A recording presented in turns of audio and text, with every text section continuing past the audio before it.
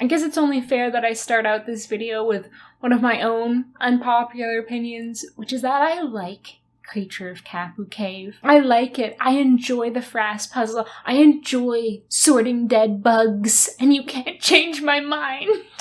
Hello friends, you might recall that recently I reached out to you all to harvest your unpopular opinions about the Nancy Drew games. Now, when I made that post, I was like, gosh, I hope I get at least 10 responses so there'll be enough for a video. And this is my first video filming in my new place. It is not fully set up yet. I really would love to have like a bookshelf with a display of all my Nancy Drew books, games, my collection basically behind me. That's the plan. It's a work in progress. Alright, so I collected responses on both Instagram and from a YouTube post, and I will look at the ones on Instagram first. Katie says, we don't talk nearly enough about Poppy Dada's outgoing messages on our answering machine?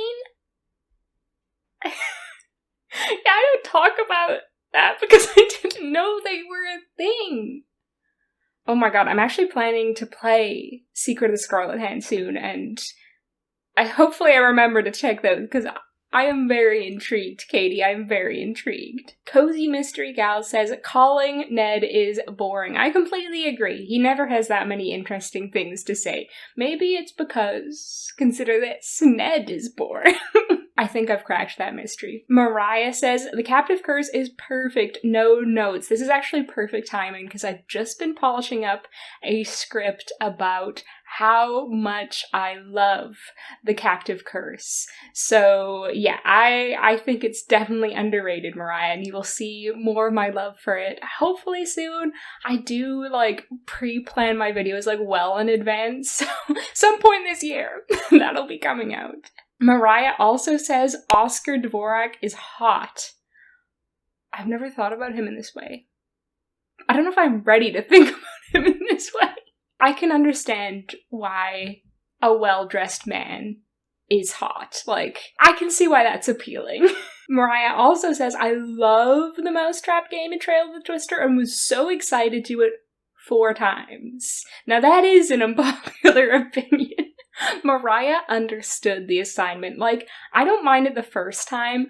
I think the issue with that puzzle is that it just, for me, is kind of tedious. A lot of it is just like waiting for the mice to get in position. It's like, come on, hurry it up here, mice. I have bigger fish to fry going on. You know, tornadoes crashing through buildings. There's someone sabotaging shit out here. And the mice are just like, you know, ambling through the trap like they have all the time in the world. Honestly, it would have been quicker to just take the old prairie dog vacuum and suck them all up. They're both rodents. Surely it would work for both. It would be compatible with both prairie dogs and mice. Mariah says, Enrico Tazza is hot. This is another thing I have never considered.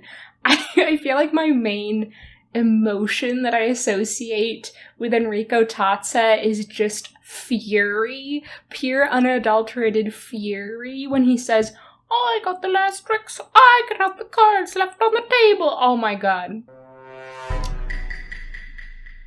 I would be flipping the table over if I was there in reality. Katie also said, Radek is highly overrated and quite possibly a cold-blooded murderer. Not cool. I'm sitting here like, wait, who could Radek have murdered? Who did Radek kill?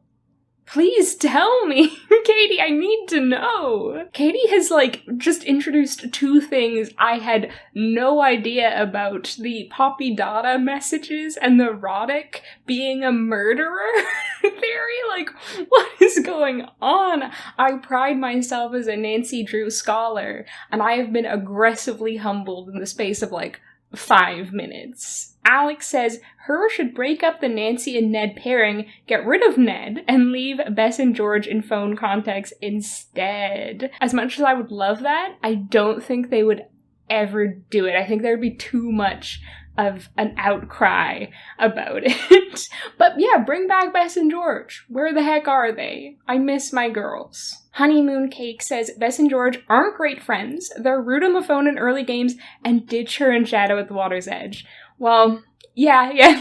Bess and George, and especially in like Message on Haunted Mansion, like when you drop the chandelier, they are just horrible. They do not have Nancy's back. But I would also say that Nancy is also not a great friend. Like, think about in Legend of the Crystal Skull, when she basically, like, manipulates Bess into doing a bunch of things that are, like, either unethical, flat out illegal, or just incredibly dangerous to Bess. And Bess does not want to do it. She just wants to have a bubble bath and relax. And Nancy's like, why don't you go out to this, like, meeting of a bunch of probably criminals in disguise without any backup, and I'm all the way across town, the only other person you know in New Orleans. Bess, if you don't do that, I'll never talk to you again. Yeah, so I think it goes both ways, but I think Nancy is a worse friend than Bess and George. Oh my god, Ruby is trying to rile me up. This is an ongoing feud that Ruby and I have. Ghost Dogs is mid at best. Sorry, Chloe. You're not sorry, Ruby. I know you're not sorry. And Ghost Dogs is far above mid. Please comment if you love Ghost Dogs, but we have to prove Ruby wrong. Clearly, Ruby, an unpopular opinion, as in you're in the minority. Ruby also says, Tex over Dave any day. You know what? I think over time, I have come to appreciate Tex more and more. Probably as I get older. I just appreciate a cowboy, so I totally see where you're coming from with this one, Ruby. Okay, Charlie says, I like Ned. Now, I think I'm gonna see this a couple times when I'm going through all these responses. I do think that actually my opinion that I hate Ned is the unpopular one in the overall fandom. I think this opinion, liking Ned, is just unpopular within my sphere and my community and just myself. I feel like I've chipped out a little corner where people can freely admit they hate Ned.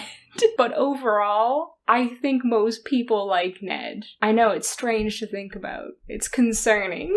Don't worry, you're definitely not alone in liking Ned. There's nothing wrong with liking Ned. I just have issues with Ned himself, not you. Cloudy Cameron Taylor says, Curse of Blackmore Manor gets a little worse every time I play it. That is so interesting because I feel like I've had the opposite reaction where I like it a little more every time I play it, just as I get more familiar with it and the puzzles become less frustrating. Blackmore Manor historically has not been one of my favorite games, so I understand this. Mrs. Dr. Schmitten says, I've been told it's weird that I don't like playing Blackmore Manor. Oh, interesting. 2 opinions about Blackmore Manor back to back. I can't pinpoint exactly why, though. Yeah, so I think Blackmore Manor is very popular in the overall fandom, and I think part of that is down to nostalgia. I think everyone who played Blackmore Manor as a kid is very fond of it, and a lot of people like me who came to the games later on in life and who don't have like a lot of that inherent childhood nostalgia for the game like it a lot less. Toadstool says, they gotta make Nancy cook food more. Completely agree. Toadstool, completely agree. I love a little food cooking minigame in a Nancy Drew game. Like, what is better than that? Although, like, the last, I guess, 3 Nancy Drew games have all had food minigames. Like, Sea of Darkness had that kitchen one. You know what? Actually, I wouldn't even call that a food minigame. Nothing about that puzzle resembles anything to do with making food. They're just like, yeah, this puzzle is about making food. And I'm supposed to believe that and accept that and be like, yes, I'm making food right now. No, you know what? I don't accept that. But Midnight in Salem had making Johnny cakes, and Mystery of the Seven Keys had making coffees. So I think we're on the right track here. Those are all the responses from Instagram. Let's now look at the 55 responses to my YouTube post. Yoshi says Silent Spy and its culprit are really good. And now, I gotta be honest, I haven't been able to play Silent Spy for ages because, like, literally until earlier this week, a lot of the newer Nancy Drew games were just not able to run for me on Windows 11. If you went to my Silent Spy stream, you will be familiar with this. They just kept crashing. Like, I think around Silent Spy to Sea of Darkness, those games I just could not play for over a year. So, to be honest, I don't remember a lot of the Silent Spy. I remember its culprit. I remember not liking him for personal reasons, but I don't really remember enough of the game to be able to make a educated comment on this. I'm sorry, Yoshi. But yeah, like, literally just this week, Her Interactive made the games playable on Windows 11, which is a massive win for me personally. I know people want Mel to win the valedictorian full ride, but it's 100% going to Izzy. I agree with this. I don't think Mel wants it as much as Izzy, for one thing, and also she's so obviously old money. She does not need that scholarship. But Izzy has made, like, becoming valedictorian her whole personality. If she didn't become valedictorian, I honestly think that would be an injustice to Izzy. I don't think she's a great person, but God, I love her as a character. Ned is forcing the relationship so hard because he's gay, or at the very least queer, and is trying to suppress it. He and Nancy will break up, he'll date Henry Boulay, and then 5 years later call Nancy and be like, God, we were disasters a couple, weren't we? I don't personally hold this opinion, because I think Ned is simply so boring. And I'm like, he must be a straight man. He just has to be a straight man. But I do think Henry Boulay is in love with Ned. Paula Santos isn't a bad boss. I didn't realize people thought she was a bad boss, but yeah, she's like a lot of Nancy's bosses, where she's like very hands-off. Until all of a sudden she becomes hands-on when you burn down the hotel. Like, Paula, I thought we were chill. Oh my gosh, and Ghost Dogs is a meh game. Yoshi agreeing with Ruby, not enough characters, I hate the forest maze, and as much as people hate on later games for being chore simulators, that's what Ghost Dogs is. Hating the forest maze? Sounds like a skill issue. No, I actually find the forest maze a lot more manageable than some of the other, like, mazes in the games. Like, the one in the Captive Curse, just impossible for me to navigate. I am just disoriented at all times, but I can manage the forest maze pretty easily. There are quite a few chores in Ghost Dogs, I will admit it, but I do like that they're all quite tactile chores. Like, you're actually doing an action, like pumping the well, instead of doing like a puzzle and being told you're doing an action like pumping a well. Like in Sea of Darkness, where it's like, oh, fix this light. Here's this random puzzle. You're fixing the light. And I'm like, this is really stretching the limits of me suspending my disbelief here, but okay. It may be a chore simulator. I don't care. And does that make me a boring person that I like chores? Maybe. Minette is the most iconic villain, and Dwayne sucks. Fighting words. He gets 5 minutes of screen time and isn't even that good aside from his voice acting. I disagree with this again. I think Dwayne has such that iconic villain monologue. He's doing basically like a whole bunch of like villainous like microaggressions, sending like Rick these like threatening notes. He's sending him poisoned chocolates. He is like a Shakespearean villain. And Minette, I will give you, she's iconic, but does she have a villain monologue? No, like the most she can say at the end of the game is Kia! Alibi and Ashes is legit top 5 games overall. I do like Alibi and Ashes. I wouldn't put it in my personal top 5 games, but I understand why you would. I think for me, I find the locations a little bit limiting. There's not a lot you can do in a lot of the locations, and I find that the character switching mechanic is more tedious than it needs to be. I love the horror games. We have so many. I know horror and mystery go together like peanut butter and chocolate, but sometimes I only want chocolate. Give me another non-spooky mystery. I can definitely understand your point of view. I think like there should be a balance in the Nancy Drew games between horror mysteries and like cozy mysteries. Like, you know, Going from Message in a Haunted Mansion, a spooky game, to Treasure in the Royal Tower, a cozy game. They need to hire a better voice director. I don't think this is an unpopular opinion by any means. I think it is definitely a commonly held belief. And finally, in the Mystery Cruise, or whatever game comes next, I would love it if it was Mystery Cruise, please put Ned as an actual in-person character. He's the only major character, not counting Daddy Drew, to show up in person. It's about time. Now, Yoshi, I'm getting the feeling that you're a Ned lover. I don't know how I feel, but I don't know how I feel about that. Undercover Ned lover in my community? No, it's okay.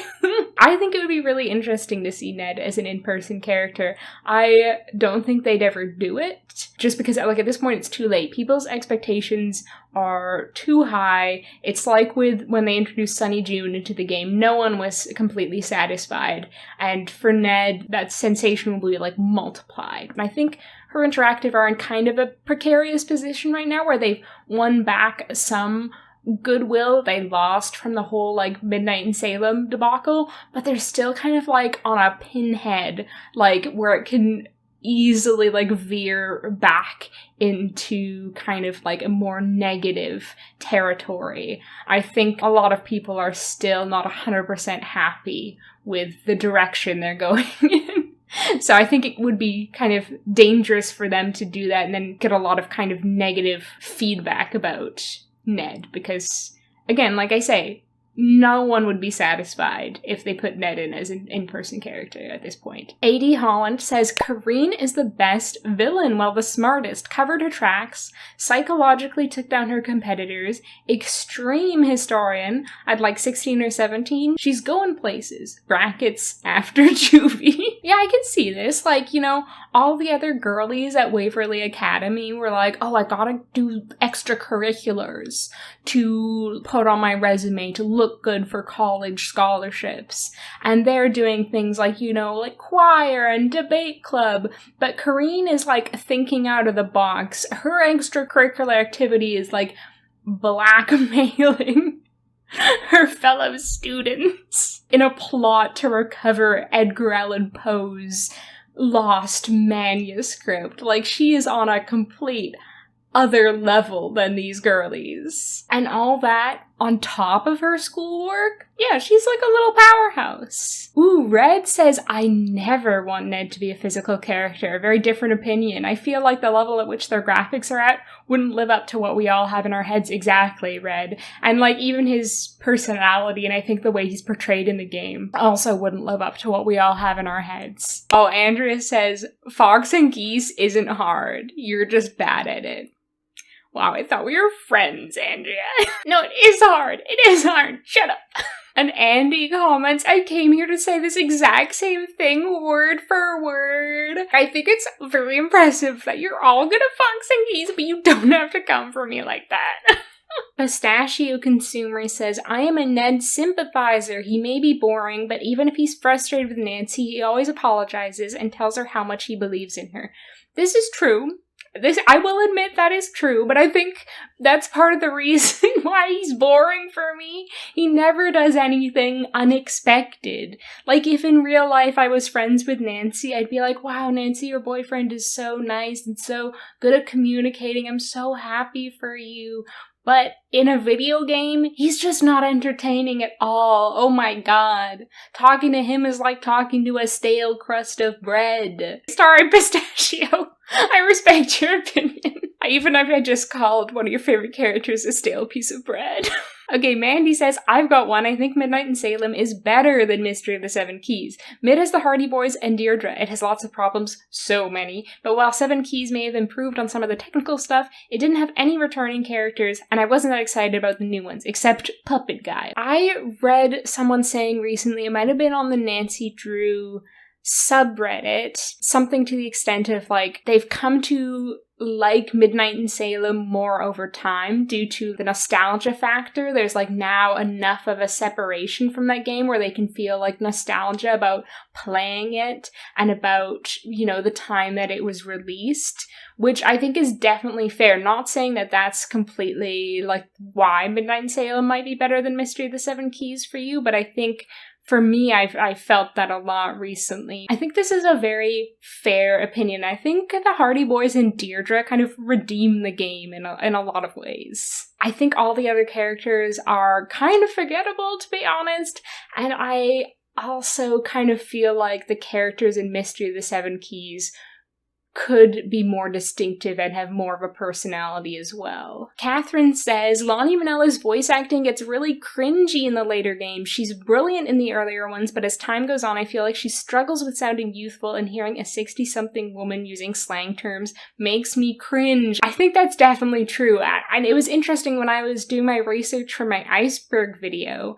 Apparently, she claims that the voice director at the time told her to sound more old. I don't know how true that is, but that's what Lonnie says, which is really interesting. Ms. Lemon says, I wax poetic about it too often, but Midnight Salem is fun. Yes, navigation and puzzles were disappointing. Sure, it wasn't worth that wait. Austria was so silly. The bugs, but the story and dialogue and character development are really fun. Story and character-wise, I prefer it to Mystery of the Seven Keys, TBH. Interesting, another person who prefers Midnight in Salem to Mystery of the Seven Keys. I think I agree about the dialogue to some extent. I think they really nail the dialogue for Deirdre and the Hardy Boys, and I think that's partly because they kind of had this character foundation to build on. They already had like a grasp on their voice.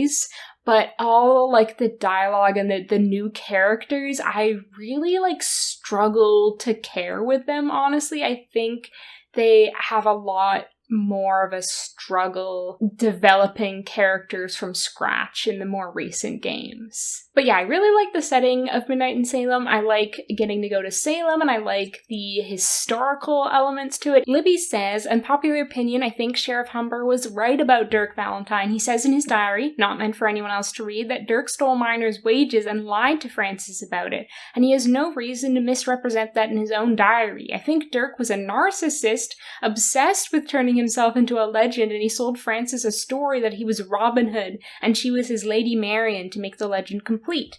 Dirk had no problem putting Francis in legal possession of probably thousands of dollars of stolen gold for the sake of his flashy treasure hunt, though likely he wanted to stash it somewhere it wouldn't be lost to other outlaws and where the law would never find it, while leaving behind a legend so he'd be remembered. And he just didn't care if Francis took the heat for technically having possession of it when he was gone. Sheriff Humber saw straight through Dirk and tried to protect Francis from him, but he didn't manage to get through to her in time. Congrats on 3K subs, your videos are so cozy and fun. Thank you, Libby. I definitely see your point, and I think for me, Dirk falls somewhere between the very, romanticized idea Francis had of him and the more kind of realistic view Sheriff Humber had of him. I think they both have their own, personal biases about him, with Sheriff Humber being law enforcement and Francis being wooed by his, charm and charisma. But I think he falls, somewhere in between both their visions of him. I see him as kind of like an anti-hero type character. But I appreciate you completely destroying my belief in true love. And Gabriella says, Fox and Geese is kind of fun. Apparently some people agree with you, Gabriella. You must be one of those really smart people who's good at Fox and Geese. Not just a dunce like me. Ooh, Summer says Ghost of Thornton Hall is bad. I have heard this before. I think there's quite a few problematic elements in Ghost of Thornton Hall, and the story doesn't really hold up under close scrutiny. There's quite a few plot holes in it, so I can understand that. And Silent Spy is good. Another Silent Spy lover. Yeah, I don't remember much of it. I need to replay it, but now that I have the ability to, hopefully I will play it again soon. Far and Away says, I feel like being a Ned fan is unpopular. Everyone talks about Frank and Nancy, but I'm such a sucker for Ned and his sweet and helpful attitude. I would love to see him show up as a physical character, maybe even a suspect now that his relationship with Nancy has been called into question.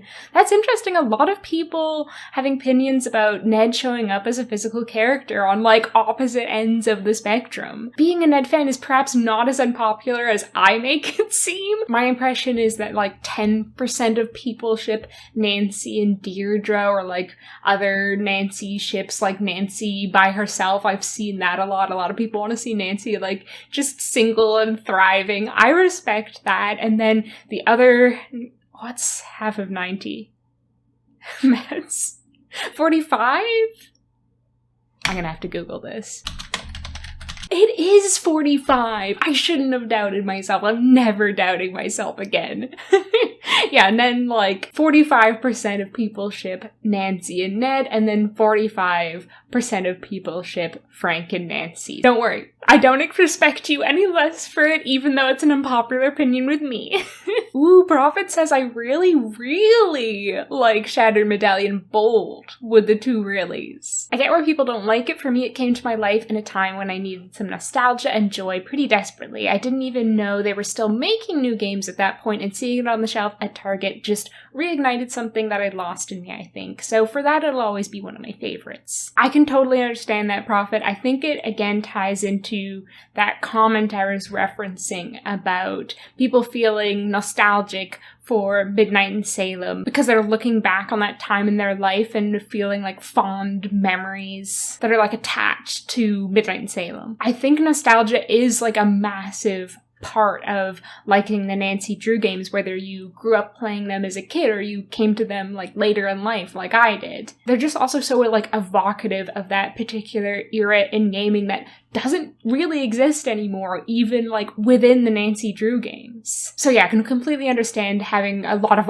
emotions that tie into why you like a particular Nancy Drew game. Pineapple says, woohoo, congratulations, thank you. Thanks for giving us such great quality content. Great quality content. My unpopular opinion is I had a crush on Andy Jason from Danger on Deception Island as a kid/teen. That's adorable.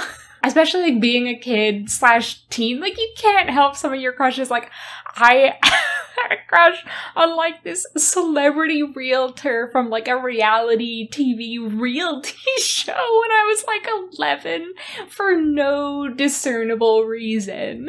So yeah, as a child, I think we often do have questionable taste in who we have a crush on. Oh my god, this next one is also about a crush. Sofa says, I had a crush on Trace Rellerford. I'd totally forgotten that was his surname. From Trail of the Twister as a kid, and I still really like this game. I also still think Chase was not a bad choice. He's sweet and funny, hardworking, he loves candy. Oh my god, he's just like me for real. He makes you do his work from time to time, but who doesn't want to do that when you're overwhelmed with the amount of chores? True, and you'd be hard-pressed to find a Nancy Drew character who doesn't make you do their work from time to time, you know? Winter says the best games are the ones that are more clearly based on certain books, and the ones that were based off of books but didn't have that oomph to make it great simply either skimped out on the promise of the premise or had major pacing/puzzle problems. With that being said, the spookiest games are also among my personal favorites, but I'm always left wanting more in terms of exploration, action, and history subplots, probably due to being targeted towards the younger Clue crew. P.S. We need Hannah as a real phone a friend. Where on earth was she in Alibi and Ashes? Yes, justice for Hannah! First it was Eloise Drew, then it was Hannah, then it was Togo, now it's Bess and George. Who's next? Carson? Please, please let it be Ned. Oh, please. If it's anyone, let it be Ned. I haven't read all of the books the games are based on yet. I'm still very slowly making my way through my book versus game series. I think it comes down to, if you're more strongly borrowing elements from a book, then you've already got, a plot, you've got a mystery, you've got characters, you've got a really strong foundation to build a game up from, especially if you can, improve and elevate those elements. Whereas if you're just taking one small element, like a setting from the source material, it's a lot more difficult because you basically have to build everything from the ground up. I think that can explain why a lot of us are drawn to those particular games.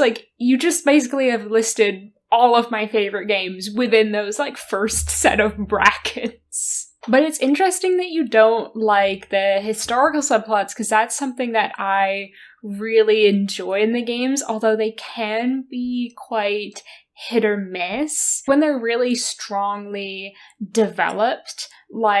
in Message in a Haunted Mansion or Secret of Shadow Ranch. They can be really impactful, but some of them definitely feel less developed. Like, Midnight in Salem has a historical subplot, but if you were to say to me, Snuggly, what's the subplot in Midnight in Salem? What's the historical subplot? Can you summarize that for me? I'd be like, well, it's about the Salem witch trials.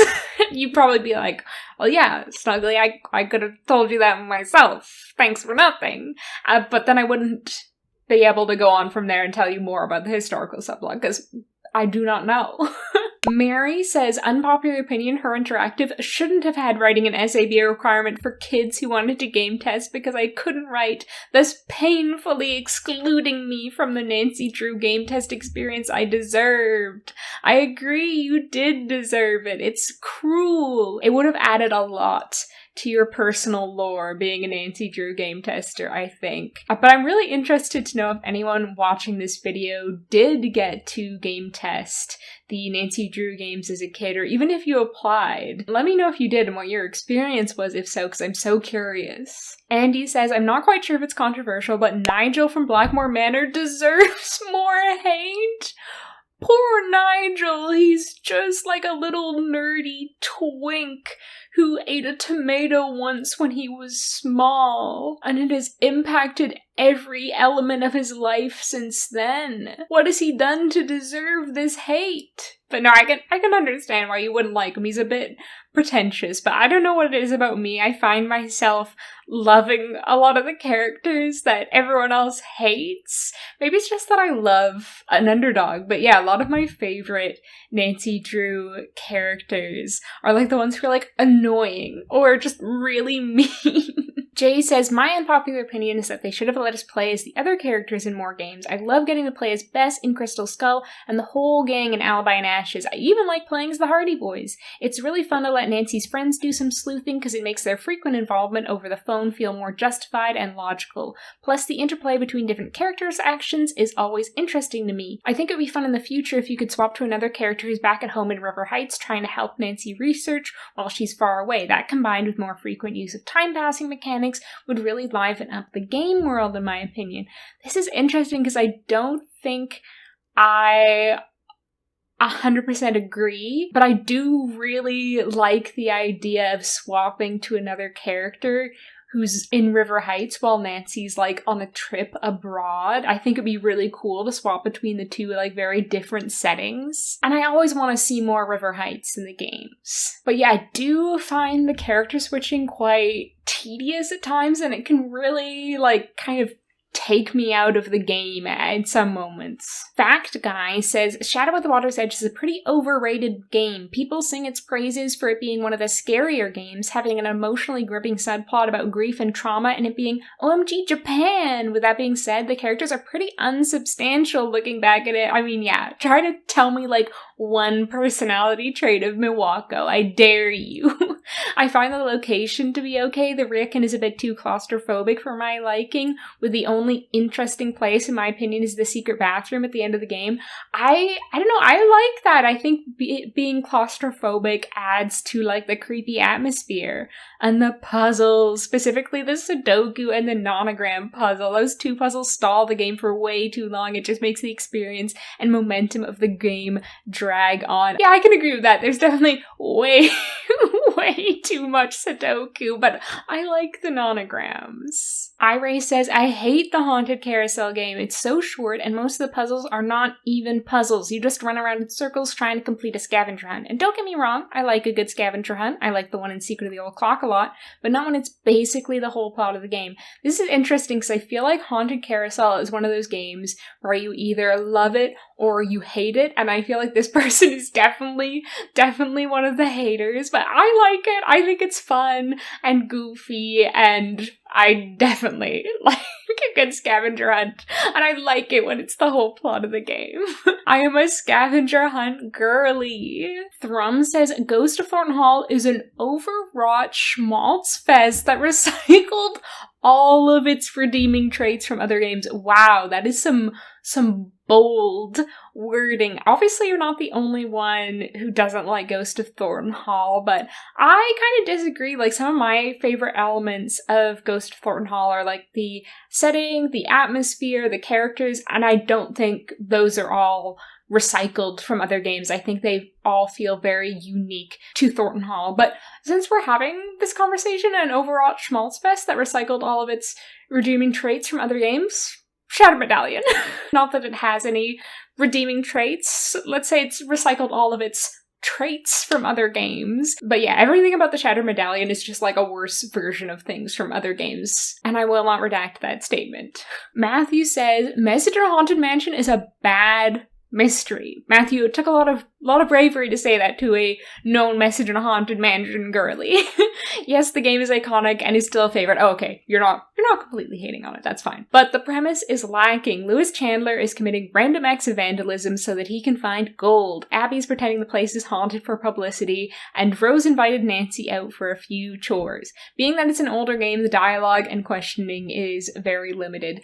Maybe it's not the perfect mystery, maybe it's not the complex mystery, maybe it's not the most well thought out mystery, but I love it nevertheless. I love it for all its flaws. But yeah, the questioning can definitely feel limited. Like, I will always be a little bit annoyed that we can't properly tell Rose about her secret attic. Like, that's so frustrating to me. But again, I love it nevertheless. I can't pronounce your name, I'm sorry, but you've got a 90s Nancy Drew profile picture, which I appreciate.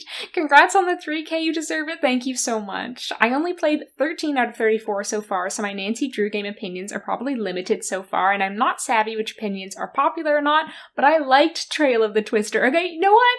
You're underselling yourself here. I think this is definitely an unpopular opinion. You hit the nail on the head. It's far from perfect and is a mess, but it became a cozy train wreck for me. Also, pestering Scott with chocolate I bought in abundance with paw pennies is my highlight. I will never understand my crush on him. A lot of people with strange crushes on different Nancy Drew characters, I'm noticing. I love that. I've never done that. Does he get annoyed? I did replay Trail of the Twister fairly recently myself, and I actually liked it more than I have in the past. I think the soundtrack, absolute solid gold bop, every song, and I actually made an effort in my recent playthrough to not use a walkthrough, except for that siren puzzle, which seems to have just been created to cause, like, extreme anger in people. I'm convinced it's a social experiment. I have also come to look on it a bit more positively than I have in the past, but it's still not my favorite. Bonus, Dieter was such a wasted character in Danger by Design. I think he should have had more of a role in the Noisette side story because of his connection to Hans and wanting closure about his family. I wanted more of him. Yeah, I think that's another historical subplot which is a bit underdeveloped, and I think you're right that if they had tied Dieter more into that subplot, it would have been better. Julia says, doing chores might be my favorite part of any game. You know, I appreciate this. It's like I was saying earlier that I love the tactility of some of the chores in the games. Tig says, Blackmore Manor is really overrated in my opinion. I know, it's really beloved by the community, but hear me out. The atmosphere just doesn't land for me. The design of the manor feels really disjointed and doesn't feel like England at all. Well, I agree with that. The interior design is honestly just bonkers, but that's what I love about it. It feels like the team read lots of Harry Potter and used that as their only reference for English manor, and the accents are so bad. It's not charming to me, but distracting. The game and its art style doesn't do its setting justice. Also, I hate almost every single puzzle in this game. This one feels a lot less cohesive as a whole to me, where the puzzles feel forced and contrived, and the tone is muddied by weird design choices. Well, it definitely seems to me you're not alone in hating Blackmore Manor. Yeah, I agree with some of your points, but disagree with others. Like I say, it's growing on me a bit, but the puzzles are brutal. Julia says, I actually think Ned is just trying his best, and he and Nancy just don't have very compatible lifestyles. Oh, true, but you know what? His best is not good enough for me. Allison says, my hot take is that Labyrinth of Lies is the superior museum game. I guess compared to Secret of the Scarlet Hand and Midnight in Salem, I don't have a lot of love for those games, but like I've been saying, I've become fonder of some of them over time. Not Labyrinth of Flies, though. Sorry, Allison.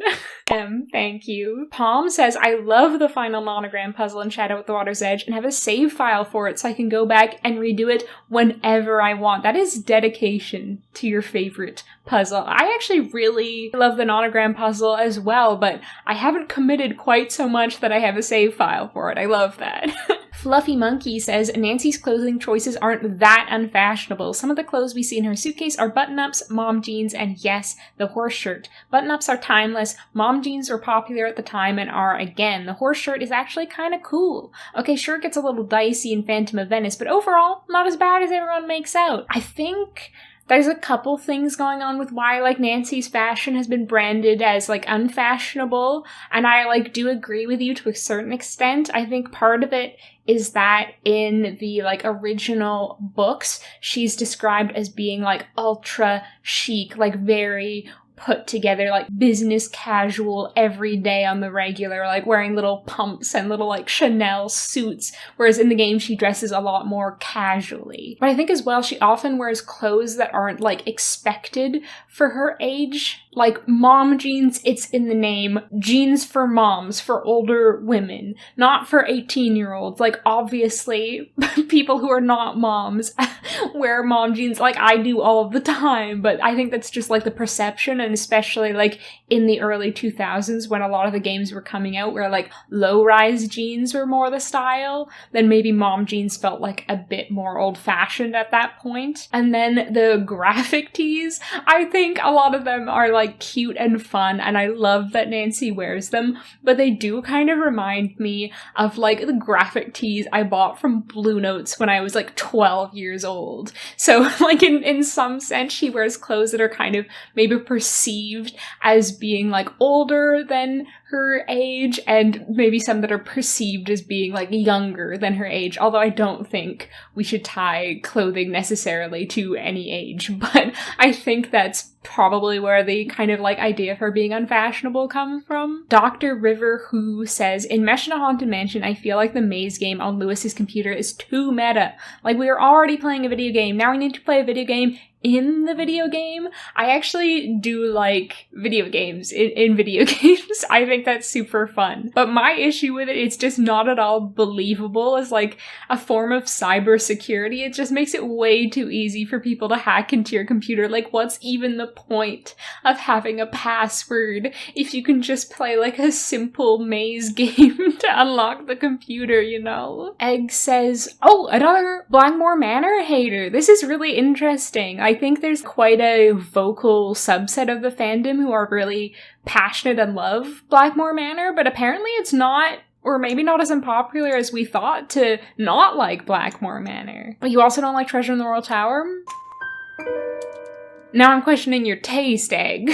Both games seem to be rated consistently high by fellow Clue crewers. The freaking basement in Blackmore Manor? Yes. The glow sticks? Yes. The navigating in that damn rotating planet puzzle room? Yes. The beginning of the game was great? Yes. But the middle/last half was just too tedious, yes, and the payoff is Jane being the villain. Yeah, I definitely agree that the last part of the game does kind of drag on. It feels like you're doing, like, a whole bunch of overcomplicated puzzles just to solve, like, one problem. Treasure in the Royal Tower was so annoying to navigate around for me. I found myself having to turn around and around to find where I was trying to get because it all looks the same. And 95% of the rooms you can't go in, lol. I'm definitely not in a hurry to replay those. I will say the vibes are great for both games, though. That is definitely true. They're both high on vibes. But I think I can solve your problem about finding the navigation annoying in Treasure in the Royal Tower, and that is just play Treasure in the Royal Tower more. Like, I've played Treasure in the Royal Tower more times than I can count, and I have zero problem navigating it. And then Egg says, also on a positive note for unpopular opinions, I loved Creature of Kapu Cave. Yes, a fellow Creature of Kapu Caver. The location is tropical and vibey. Yes, the characters are interesting. Yes, and I enjoyed most Of the puzzles, yes! I don't get why this game gets so much hate. The whole confusing culprit motive / ending definitely takes it down from the top tier.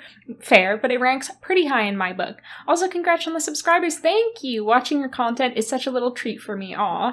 I'm playing all the games in order for the first time, and I love watching your videos while I play the games. Your commentary is always the best part, you are hilarious! Oh, I feel like I found my perfect little niche corner of the internet. Well, we're glad to have you here, Egg. Thank you so much for the compliment, that's so kind of you to say.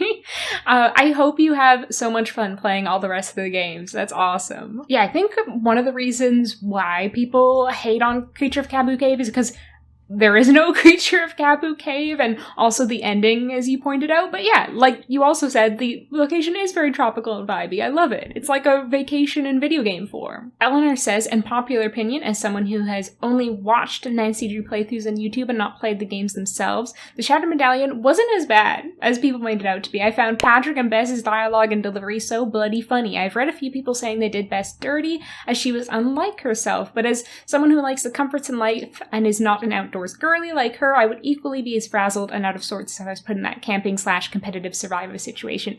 Interesting, I haven't heard that comment from people, but I agree, it is in Bess's character, I think, that she's not an outdoors girly and that it's not really her comfort zone. Shattered Medallion is one of the ones that didn't work for me on Windows 11, which I wasn't that mad about. So I haven't played it as much as some of the other games, and I don't remember it as well. So I don't really remember the finer points of Bess's dialogue, but like I say, that sounds in character for the best I know. But I'm sorry, I have to hard disagree on Patrick. I really don't like Patrick. He's such like a pick-me. He's trying way too hard to be quirky and like not like other girls. Chris says, I'm not sure if this is an unpopular opinion, but I hate the open world aspect of Midnight in Salem and Mystery of the Seven Keys, especially because the point/click navigation option suffers because of it. As someone with extreme motion sensitivity, I love games with static screens that the user clicks through or walks around in, like the old school Nancy games and Siberia. I also loved Trail of the Twister. The atmosphere and puzzles were right up my alley, my tornado alley. Wee! This is really interesting. It seems like there's a lot of people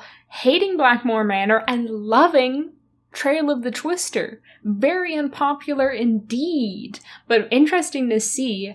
I can definitely see your point, Chris, about getting like motion sensitivity with the new game modes, and I think that's incredibly unfortunate. I can see why you wouldn't like it. Julian says, really not sure what era the majority of fans prefer, because it seems like everyone says liking their era is a hot take, but my favorites are in the Renaissance era. Now, this is totally going to degrade my credit as a Nancy Drew scholar, but to be honest, I don't really remember what games are in all the different eras. I think the Renaissance era is like Phantom of Venice? But I'm not sure, like around that time, I'm not 100% sure. But yeah, games around that time, if that is the Renaissance era, I think there's some good ones in there, like Waverly Academy, like Phantom of Venice, again, not necessarily my favorite game, but it's got fun elements to it. This really probably only affects me, but I'm too lazy to look up the 3-letter acronyms every time I see them, and I don't feel like committing them to memory. So unless they're one of the very obvious ones, they usually don't fulfill their purpose of saving time for me. I just continue my day wondering what they were out of spite. Yeah, I felt the need to memorize the 3-letter acronyms because, you know, I'm a Nancy Drew content creator. I feel like, you know, I have an obligation to, but I think they're not super accessible. Like, I think it depends on the context you're talking about them in. Like, if you're talking to another, like, big Nancy Drew fan, then it can help save time and it makes sense to use them. But for me, there's, like, been quite a few people who've commented on my videos saying, like, I have never played these games. I'm not familiar about these games. And I think they're not super accessible to people who aren't, like, Nancy Drew super fans. So I personally try to avoid using them. That being said, I am like a content creator creating for like an audience, so I don't think there's anything wrong in people using the acronyms in their just like day-to-day existence. Definitely some of them are not very obvious. And then I don't think this is necessarily unpopular in the sense that people disagree, but I think no one else is really thinking about what Nancy's middle name is. Well, I'm waiting for the drop. Wait, no, now I'm thinking, why have I never thought about this before? What is her middle name? I consider myself a Nancy Drew scholar and I don't know her middle name. Although, to be fair, some people just don't have middle names. Maybe that's Nancy. I Wish says, Haunting of Castle Malloy and Silent Spy to a lesser extent get more hate than they deserve. Interesting, yeah. Quite a few people also liking the Silent Spy. I Wish is the only person who's been like, yeah, Haunting Castle Malloy deserves reconsideration. There are definitely elements of Haunting of Castle Malloy I like, but it's definitely not one of my top tier favorites for me. And I've said it before, I'll say it again, we all like different aspects of the Nancy Drew games, and I think that's what makes them amazing, because there's like something in them for everyone, every different type of person. Beck says, my unpopular opinion is that Joy from Haunted Carousel is not as horrible as the other characters and 10-year-old me made her out to be. Girl has repressed trauma and anxiety, get her some therapy and an SSRI and she'll be alright. As an adult replaying the game, she's a lot more relatable. Yeah, I think Joy is just like an easy target with having her name, but it's literally like she's depressed, her dad just died, and the characters are like, oh, more like Joy this. Yuck, yuck, yuck. So yeah, I think you have a point. And Becca says, Colin from Phantom of Venice is the hottest character. Don't change my mind, 'cause you can't. Interesting. Yeah, another character that I haven't really considered their appearance in that context that much before. I think on the outside, he's not a bad looking guy. But, like, inside, like, his idea of a great courtship gift is a basket of sausages? A basket of meat? And his idea of a great first date is making a girl watch slideshows of different colored tiles. Like, he may be attractive on the outside, but I fear his personality is simply too boring to sustain anything long-term. He's kind of lacking in riz. Thank you to everyone who submitted your unpopular opinions, whether it was on Instagram or in the YouTube comments. I appreciate you so much. And if you didn't get the chance to post your own unpopular opinion or you didn't see it, feel free to put it into the comments of this video. I just want to thank you all again for being here, for 3K subscribers, for all the love on my recent iceberg video. It just makes me so happy that I've created this space where we can all hang out and chat about the Nancy Drew games, which are 100% my comfort series. So I'm glad when people say that my videos provide them comfort as well.